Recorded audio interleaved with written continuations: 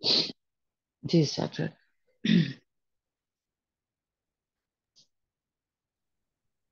Ji praise the lord जी। सबको मेरी तरफ से खुदावंद आप सबको और हम सबको जो इस वक्त प्रेयर मीटिंग में शामिल हैं और अभी कुछ हो सकता है कि और भी आने वाले हों, उन सबको खुदावंद के हाथों में देते हैं। और इससे पहले कि मैसेज शुरू करें, छोटी सी दुआ करना चाहूंगा। पाखरू जी, आपकी हजूरी में हाजिर हूँ और अपने होंठों को और अपनी जुबान को, अपने सारे बदन को आपके कंट्रोल में देता हूँ। और मिन्नत है कि सारे माहौल को अपने कंट्रोल में ले लीजिए। हम सब जो इस वक्त आपकी हजूरी में मौजूद हैं, जहां जहां पर भी हैं, सबको अपने पाखरू से भर दीजिए, अपने कंट्रोल में ले लीजिए। बोलने वाली जुबान को, सुनने वाले कानों को, दिलों को पाखरू जी अपने कंट्रोल में लीजिए। और खास तौर पर इस वक्त मेरी जुबान को अपने कंट्रोल में ले लीजिए। जो कुछ भी इस जुबान से आप बताना चाहते हो, जो कुछ भी है, अपने कंट्रोल में लीजिए। मिन्नत है, छोटी सी दुआ को सुनिए और कबूल कीजिए यीशु के नाम के वसीला से, आमीन। आज का टॉपिक सभी जानते हैं कि ये जो हफ्ता इस वक्त चल रहा है, इसमें हर रोज हम मुख्तलिफ लोग जो हैं वो यीशु के खून के बारे में बात कर रहे हैं। और आज भी जो टॉपिक है वो खून के बारे में ही है, यीशु के खून के बारे में। तो आज मैंने जो जिस बात की तरफ पाखरू ने तवज्जो दिलाई कि यीशु के खून के बारे में बात करना चाहें, तो इतनी इसमें से जो है वो टॉपिक निकल सकते हैं कि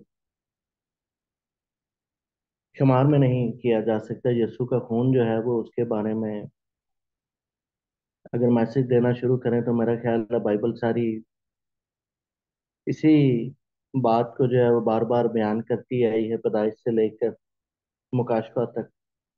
तो ये कोई छोटा टॉपिक नहीं है। तो आज मैं जब सिस्टर शाहीन ने मुझे कहा कि आपने फोन पे बोलना है, तो मैसेज तैयार करना है, तो मेरा ख्याल था कि मैं बोलूंगा कि यीशु के खून की वैल्यू क्या है, यीशु के खून की कीमत क्या है, यीशु का खून जो है वो इतना कीमती क्यों है।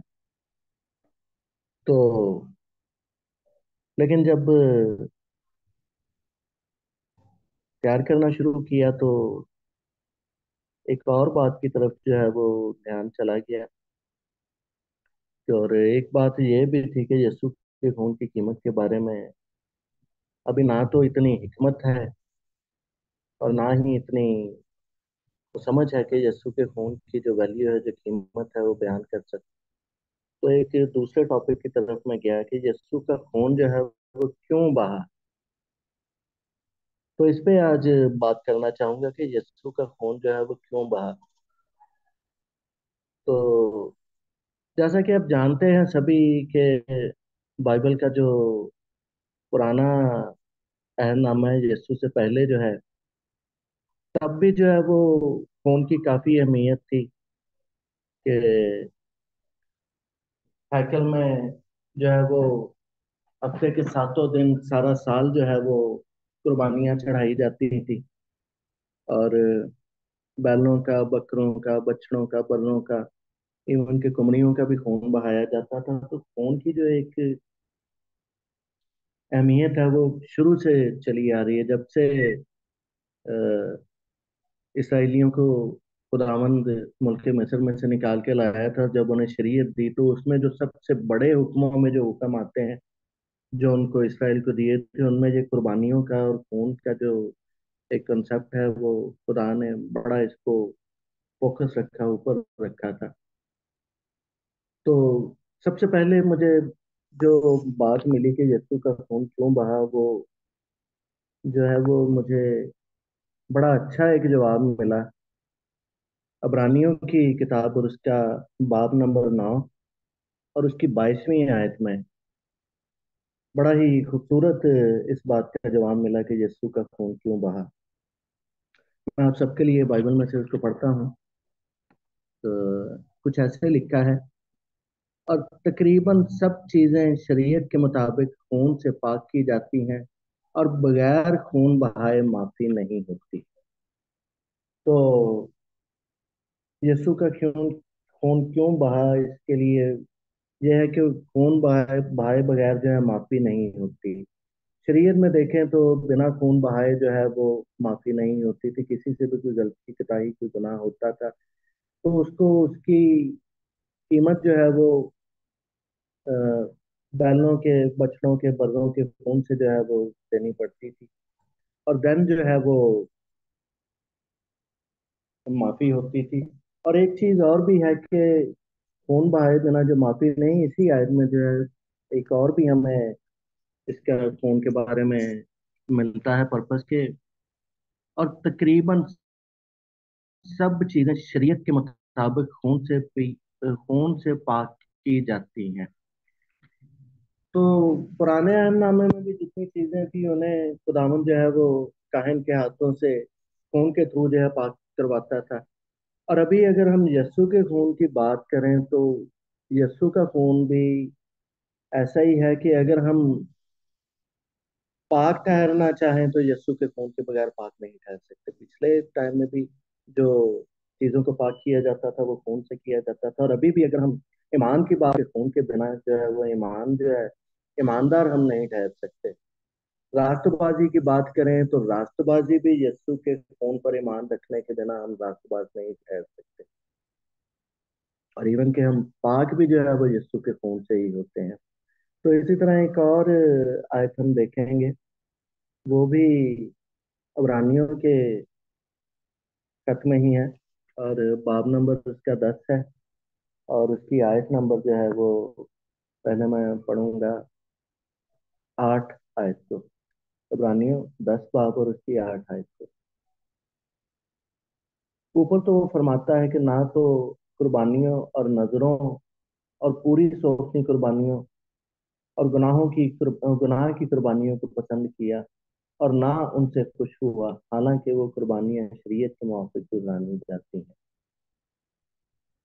तो यहाँ पर हमें मिलता है कि जो पीछे चल रहा था सारा सिलसिला, खुदा को वो पसंद नहीं है। उसको पसंद आया कि वो अपने बेटे को भेजे और उसका खून जो है बहे, और फिर सारी दुनिया के लिए जो है वो निजात का एक नया रास्ता जो है वो कुरान ने खोला। तो अगर हम देखें तो यीशु का खून जो है वो क्यों बहा, उसकी एक और भी रीजन जो है मिलती है। वो भी इब्रानियों 10 बाब और उसकी 4 आयत में, क्योंकि मुमकिन नहीं कि बैलों और बकरों का खून गुनाहों को दूर करे। इब्रानियों 10 बाब और उसकी 4 वर्ष में वाज़िह तौर पर बयान कर रही है, पलूस बयान करता है, क्योंकि मुमकिन नहीं कि बैलों और बकरों का खून गुनाहों को दूर करे, तो फिर कौन सी चीज है जो गुनाहों को दूर कर सकती है? और वो यीशु का खून ही है। तो क्लियरली हमें मिल जाता है कि यीशु का खून जो है वो क्यों बहा, कि क्योंकि खुदा को यही एक तरीका अजल से खुदा का जो है वो ये प्लान था, और इसी के जरिए जो है खुदा ने पूरी दुनिया को जो है वो निजात का जो है एक दरवाजा खोलना था। और इसलिए जो है वो खुदावन ने यीशु को भेजा और यीशु का खून जो है वो बहाया गया। और इसके बिना जो है वो हमारी कोई भी माफी नहीं है। आज के टाइम में, पिछले जो था टाइम उसमें भी जो है वो अगर वो होता तो आज तक शायद वही चलता, यीशु के आने की जरूरत ना रहती। लेकिन बाइबल हमें साफ बता रही है कि खुदावन को वो जो है वो सारा पसंद ना आया, और उसको ये पसंद आया कि वो अपने बेटे को भेजे, और उसके वसीला से जो है वो गुनाहों की जो है माफी है जो वो हमें जो है मिले। तो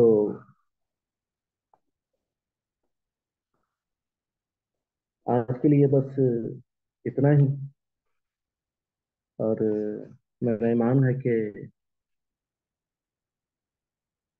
मैसेज चाहे छोटा सा ही था, लेकिन क्योंकि खुदावंद के कलाम में से जब हम कोई चीज़ लेते हैं, सीखते हैं, वो छोटी या बड़ी नहीं होती, वो हमारे लिए बाबरकत ही होती है। तो आज के इस कलाम के वसीला से हम सबको खुदावंद बहुत बरकत दे। आमीन।